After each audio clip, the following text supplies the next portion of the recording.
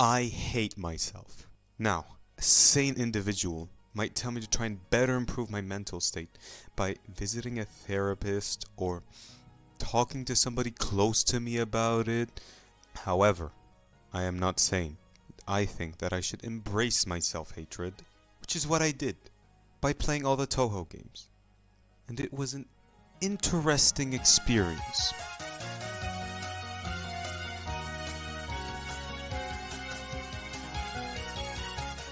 Now, I don't mean every single Touhou related game, like Luna Knights, the card games, the fighting games, even though Luna Knights is probably the best out of all of these combined. But what I'll be playing is the main bullet hell games, originals.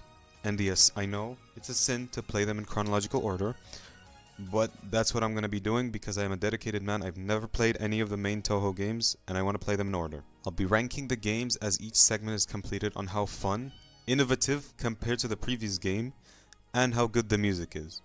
Because this game has the best instrumental bangers known to man.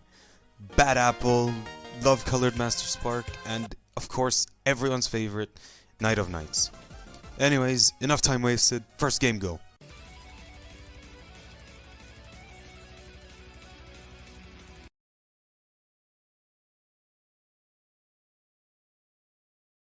Now, kicking it off, we've got highly responsive to prayers. Now, I may or may not have thought that this game says highly responsive to prayers for around a month or two, but we're just going to glance over that, and we're going to move on to the analysis of the game. Before I say anything, I think this is like my favorite game out of the non-canon games, which are like the first 5. Like, I don't know, I just had the most fun playing this one out of all of them. Like, I fully finished this one, I did both the routes, I did everything. Even though it doesn't have Marisa in it, and the supers look like shit, it was interesting to play through because like the levels save and you don't have to fucking do the whole thing over again if you die, you know. So I could just sit there for like 3 hours doing the same boss over and over again in fucking Makai, which is what I was doing. Anyways, the pros of this game, I think I'd start with the movement mechanic. I think the movement is just very, very advanced for such an old ass game where like I can run and attack at the same time, and I can also hold back after running, and I can do like a backflip attack that stops me.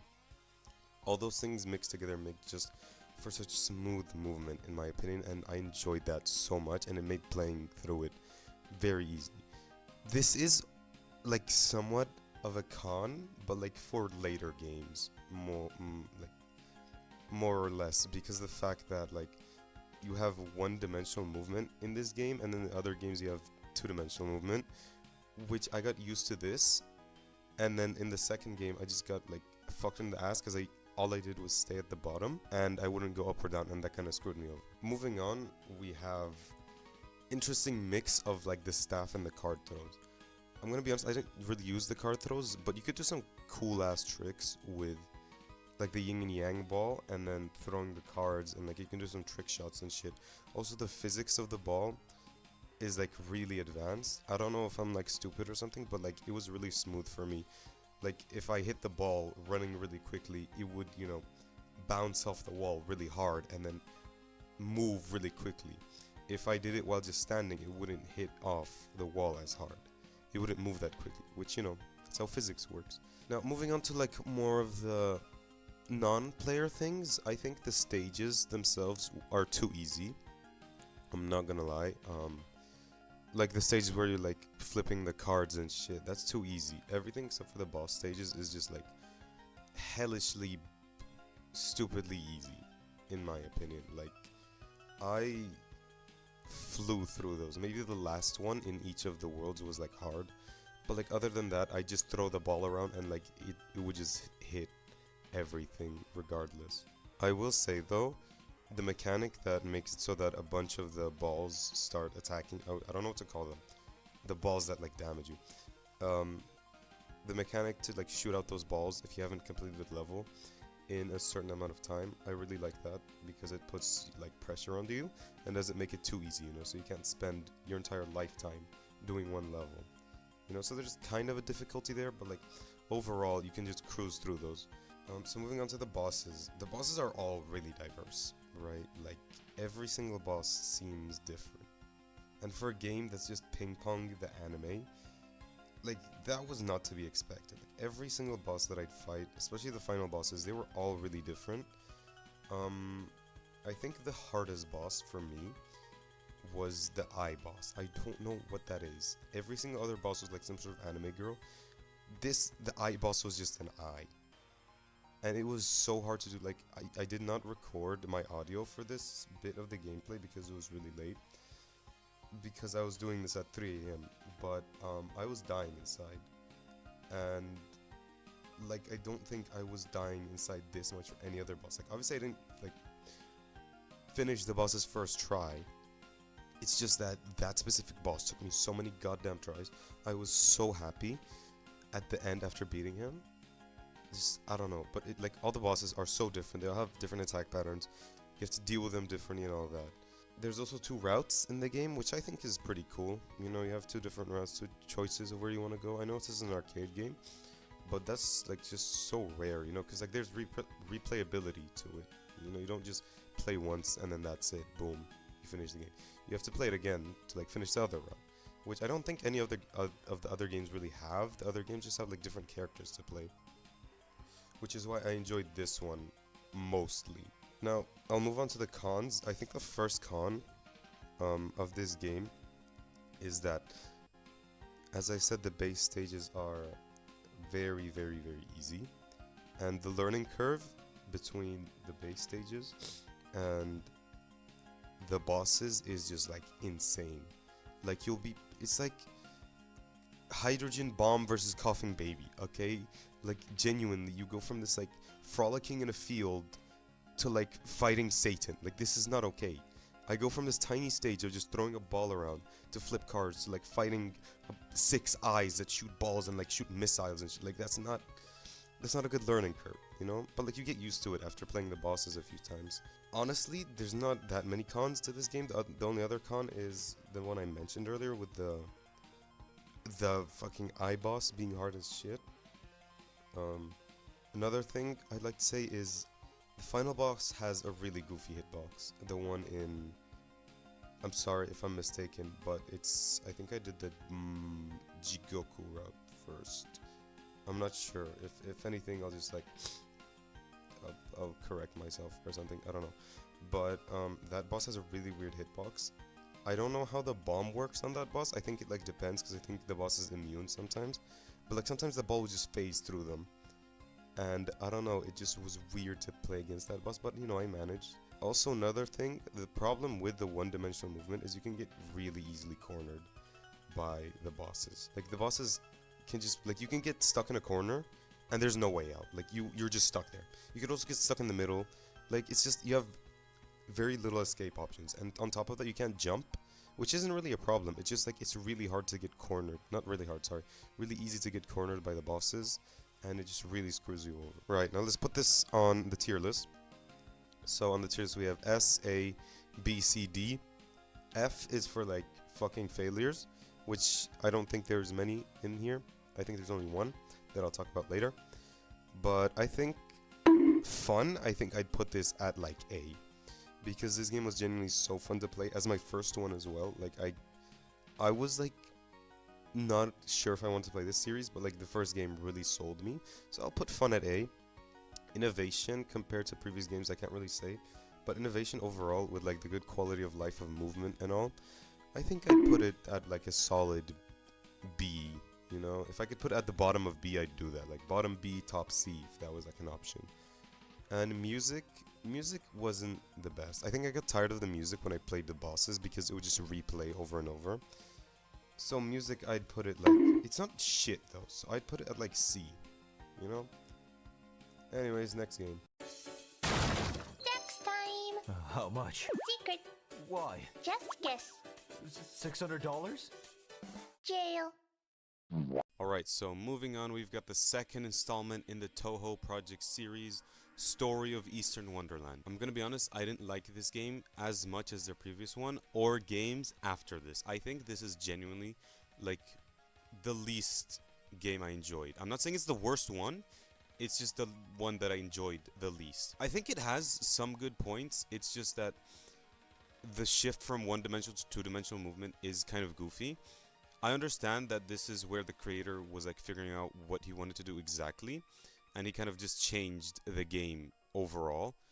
But it was just a really weird shift for me, which I think kind of drags the game down. Maybe the game wouldn't have been as bad if it was this as the first installment instead of the first one, but we can't change things. The shift was really weird for me. I can't do anything about that. But the pros of this game, I think, first of all, the 3 different playstyles. You have the movement one, you have the damage one, and you have the defense one. I personally did movement because when I tried defense or offense, they were just really, really annoying to play because I couldn't move that well.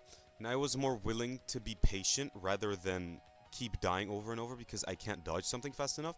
So I just went like, okay, I'll do less damage and I'll take more hits, but I'll move better. And you know, I think it worked. I beat the game, so it definitely worked. I didn't finish the game using the other 2 playstyles.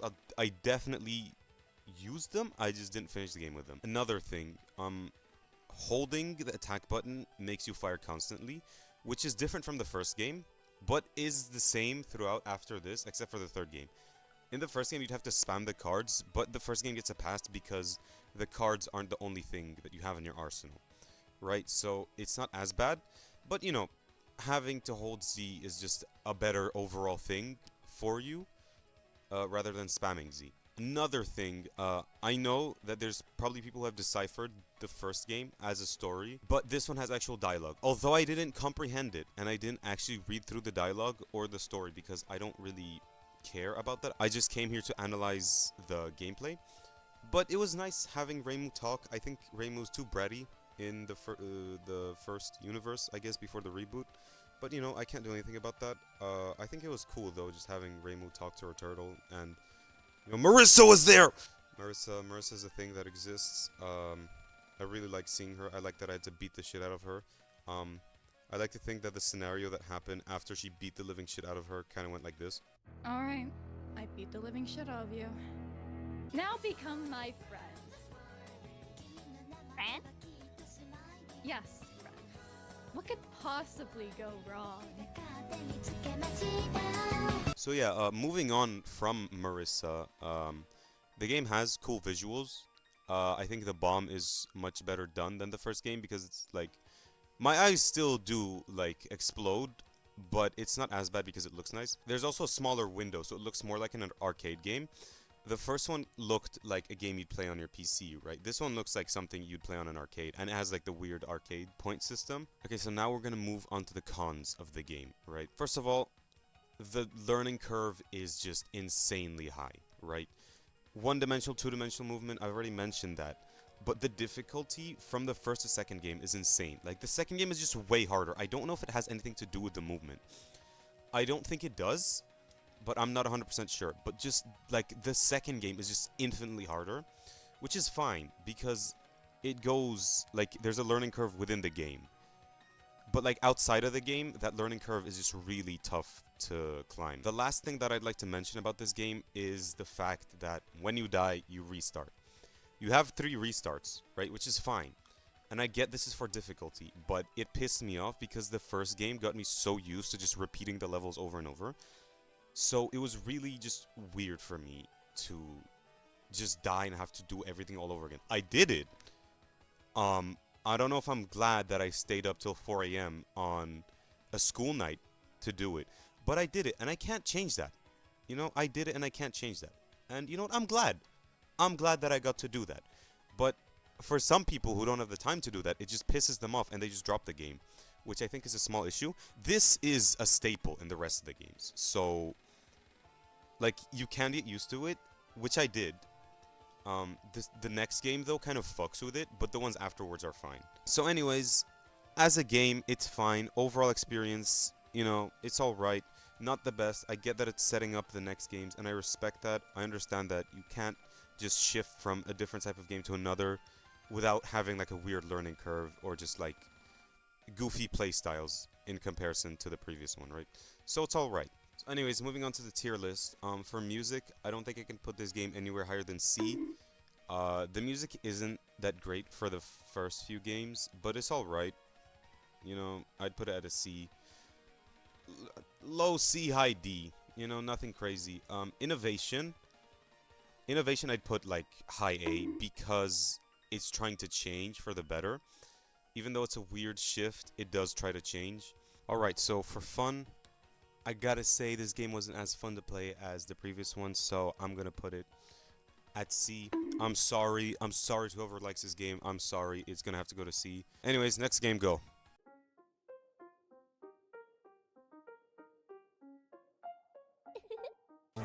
Alright, so third on the list, we've got the third installment in the Touhou game series, Phantasamagoria of Dim Dream.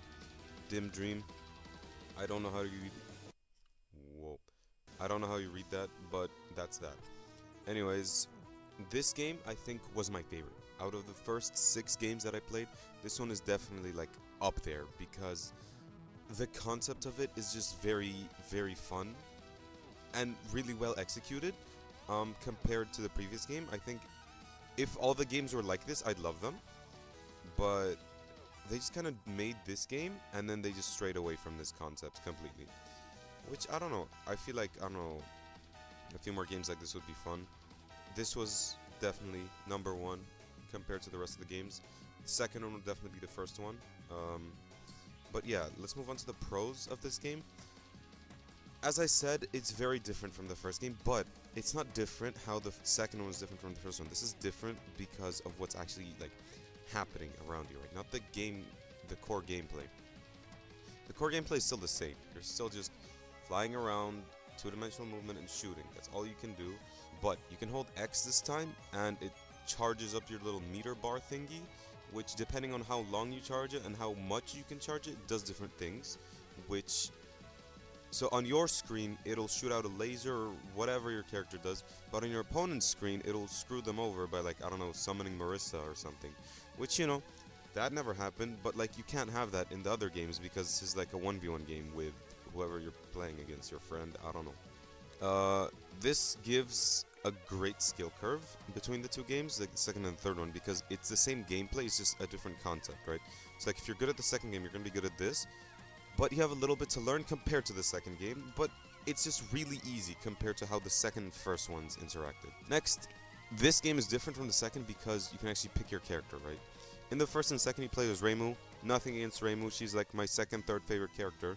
But, you know, variety is always cool, and in this game you get to play as Marisa. Which, you know, I love Marisa. But not only that, you can play as, I think, 6 or 7 characters. I'll correct myself if anything. But you can play as multiple characters, so there's a lot of variety. All the different characters have different power-ups, different attacks, just different everything, right? It's different to play each of them. I don't know if they have different storylines. I don't have the patience to play this game all over again as a different character, because it already took me long enough to finish it as Marisa. But regardless, I think it's a very fun game. It had a really cool ending. I won't spoil what the ending is, but I think what happened with Marisa actually blew my mind. I have no words to describe it, so I'm just gonna assume it went something like this. I'm home. Where the hell have you been?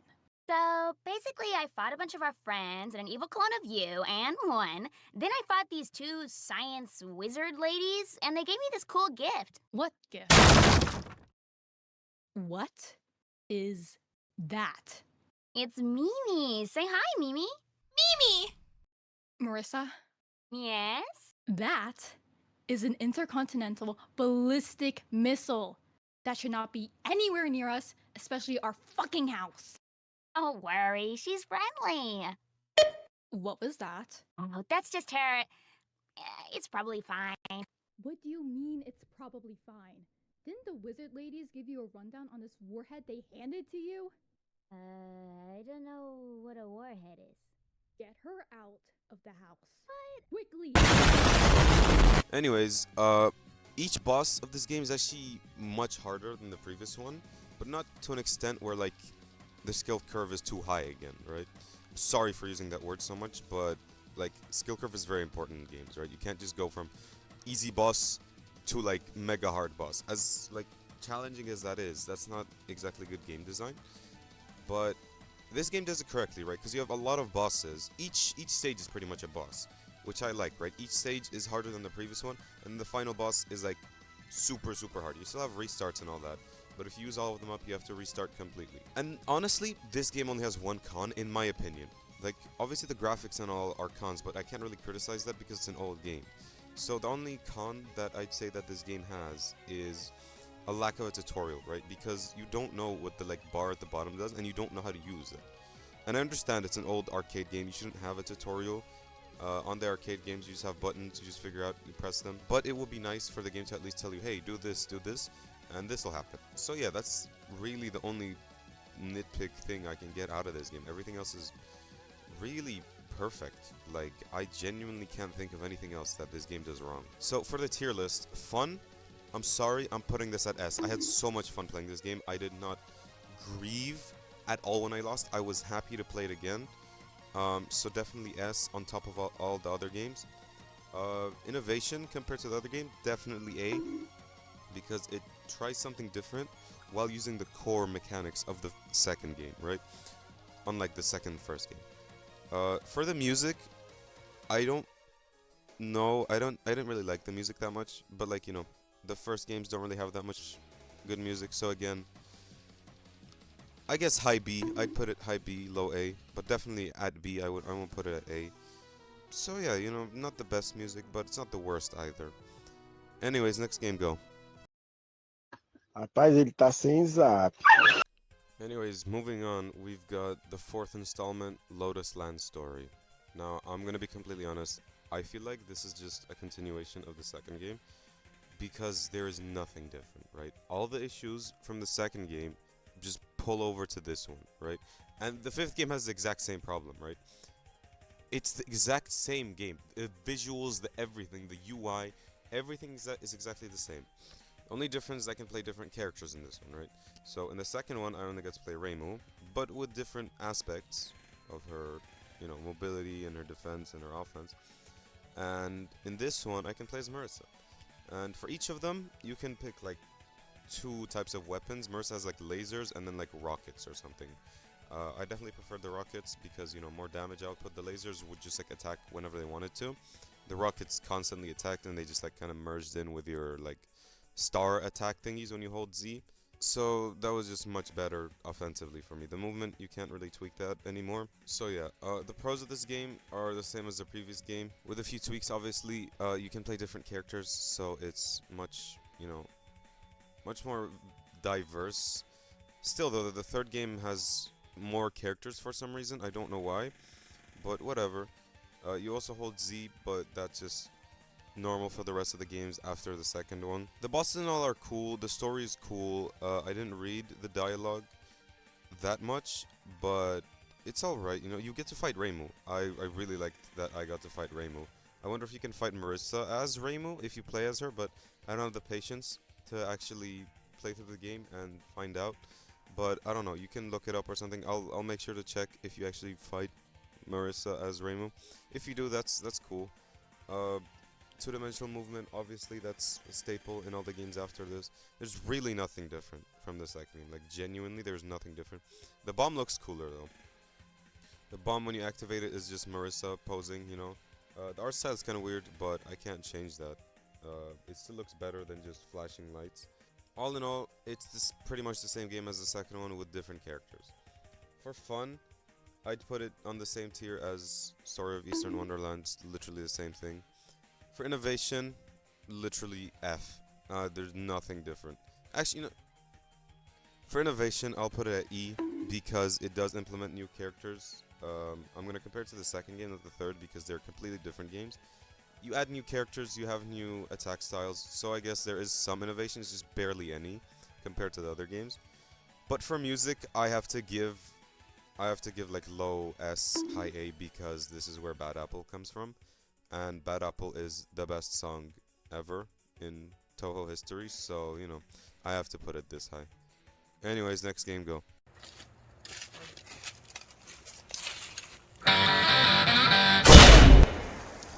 Alright, let's get this over with. The 5th installment, Mystic Square, is genuinely a piece of garbage. Similarly to how the 4th one is a piece of garbage, because it's just the 4th and the second game. There's nothing different. Alright, it's the exact same game. And some of you might be saying, oh well, there's 4 characters instead of 2. However, there's 4 characters, but you only have 1 weapon per character, which makes it the exact same as the 4th game, because you have 2 weapons per Marisa and Reimu, making it 4 different variations of attack types, which is the exact same thing you have here. It just has different animations, which doesn't make it any more fun, you know? It's the same garbage. I only played Marisa, but I can see all the different attack types and shit, right? So there's only four attack types. It's the exact same game as the 4th and the 2nd game. Literally no difference. There's nothing I can say about this. Genuinely, this section is going to be the smallest section out of the entire video. However, I stumbled upon a place that I hated in the first game, and I am traumatized from the first game. I stumbled upon this dimension that I think was removed in the remake. I'll just let Marisa and Reimu kind of explore this.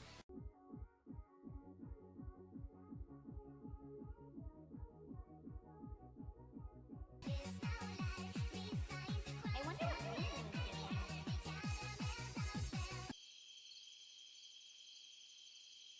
Where the hell am I? And where the hell did Marisa go? She was right behind me before we went to this weird-ass portal.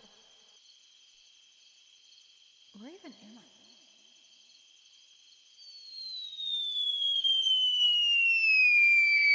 Greetings! Hey, you! Could you give me some directions? I'm kind of lost here and wherever the hell we are. Oh, we're in Makai, my home dimension.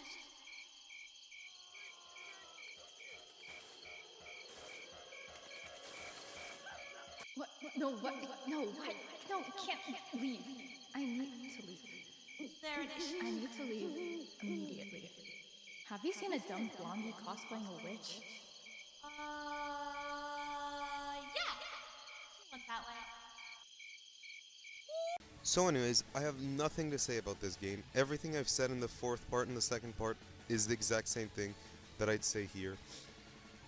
All the rankings are the same as the 4th game. Genuinely, there is no difference.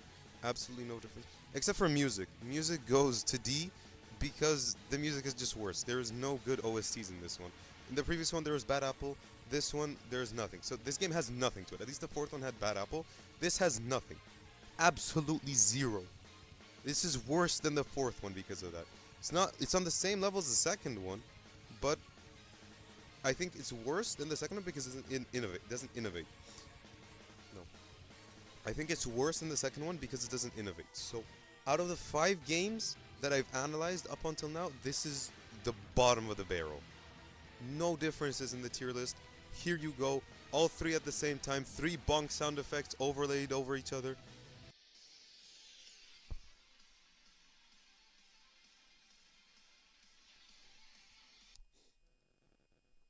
Dude, screw you, I'm fucking recording a video and then you call me like, what the fuck? So yeah, for the tier list, have all the tier lists all at once, 3 bongo sound effects, all overlaid over each other, boom, this is what he gets. It's the exact same as the 2nd and 4th game, but even worse. Anyways, next game, go.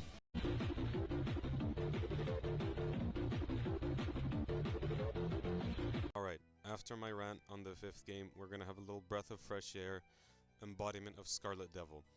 Every single person in the Touhou community loves this game. This is a staple of Touhou culture, and kind of a staple in internet culture, if I'm gonna be honest, because the characters and the music that is in this game is everywhere.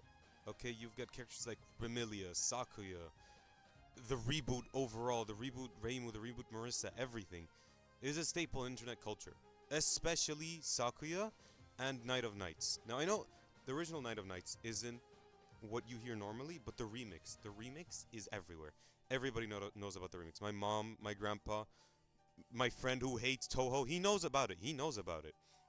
So yeah, the art style after the reboot is much better, right? It's not the best, but I think the author kind of figured out what he wanted to do. I know he got inspired by some manga. I watched a video a while ago about that. I don't know what the manga was, but he definitely got inspired by some manga, and he changed his art style to this. And this art style is miles better than the original one, because even though they are minors, they look like children in the previous game. Because they're supposed to be like, what, 15, 14? They do not look like that in the previous games. They look like 5, 6 tops. That art style was just too childish, in my opinion. This one is miles better. Another thing, this game has better sound effects and music overall. I think the just vibe is very relaxing, right? It doesn't put you in this tense state, which gives you the opportunity to just play, right? You're just relaxing and playing. You're not like tensed up, gamer posture, fucking golden rotation, sitting ass. You're just chilling, right? You're chilling, you're playing. The music is very calm. It's nothing crazy. It puts you in a relaxed state. The sound effects are also beautiful. I like that they rework the sound effects because they're just less ear fucking you and more like actual sound effects that you'd hear within this universe. Like the shooting sound effects. I think the hitting sound effects needs to be a little bit louder because you can't tell when you hit the enemy. And I'm too focused on dodging these 2 pixels instead of looking at the boss's health bar, and I can't hear when I hit them. So like, you know, I feel like that's a bit of an issue, but everything else is perfect. The shooting sound effect, the death sound effect, the bomb sound.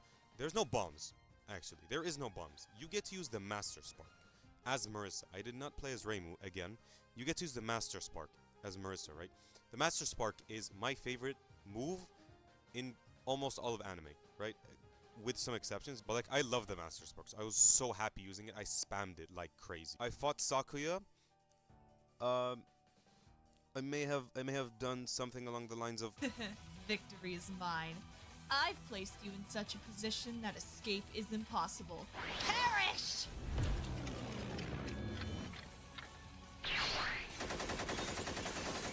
Nuh-uh. The fuck you mean, nuh-uh? Exodia, the forbidden one! So yeah, on top of that, you have the same type of variety you had in Mystic Square. You have 2 characters, 2 different types of attacks, you know, 4 character variety. They went back to the 4th game, which is fine. I don't know why they added 2 characters in the 5th game. This is a reboot though, so maybe these characters come back later. I'll see, maybe in a future video I'll explore the rest of the games. But overall, this is just a breath of fresh air. I think the only issue that I have with this game would be that you don't know your hitbox, because I know that in later games you get to activate like seeing your hitbox, and I had so many like Marisa hitbox moments where I clearly hit the things, but I did not die, which I was happy about, right? I'm not sad that I didn't die. It's just that I think I would prefer having a consistent hitbox, right? Another thing, smoother movement. The movement is so much smoother, and the animation is much better. It's way easier to move around. I think it feels like what it was in the 2nd game when you pick the mobility stat. It's just way easier to dodge stuff. Shooting is also consistent, I guess, holding Z, but the movement is just very much better. But the movement is just way more improved on compared to pre-reboot. Anyways, moving on to the tier list. I'm sorry, for fun, I'm gonna have to put this at like A. It's not S, right? Because it's still the same game archetype that I didn't really enjoy, but it's still fun because of the 5th game. I went directly from the 5th game to the 6th game, and I think that kind of like gives me a bias because the 5th game was so garbage. Innovation, I think the whole reboot kind of renovated the story more so than the game structure. The game structure kind of stayed. It was improved upon. It wasn't innovated though. So innovation, I'll put that like B, right? Because the story and everything was changed, and I like it better in the reboot. The character designs were improved upon, but the game wasn't changed that much. And finally, for music, I have to put S. I'm sorry. Remelia theme, Sakuya theme, everything is just like perfect. The music is peak. Chirno theme, Rumia theme, everything. I love all the music in this game. There's no singular OST that I don't like in this game. So music is S. Above the 4th game, right? It is top S right now because this game has the most banger OSTs out of all of them. Well, dear viewer, you've made it to the end. Or you might have skipped to the end. Or you might have skipped all my analysis and just watched the animations. Which is fine. I understand that I may be boring. But if you don't think I'm boring and would like more from me, please consider subscribing, or leave a like, or leave a comment. Or just don't.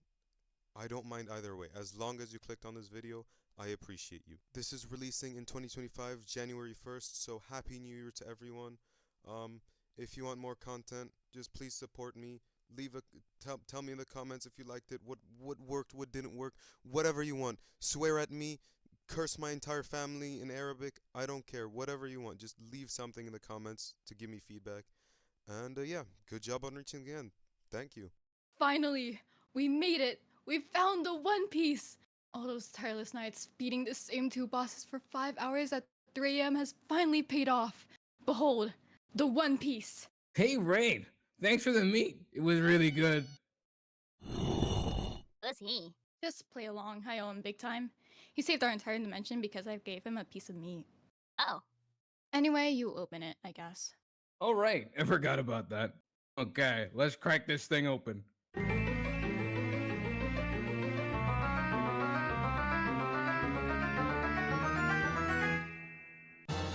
The Big Guy's Christmas album? Okay. Finally, we made it! We found the One Piece! All those tireless nights beating the same two bosses for 5 hours at 3 a.m. has finally paid off. Behold, the One Piece. My bad. What do you mean, my bad? Who is he?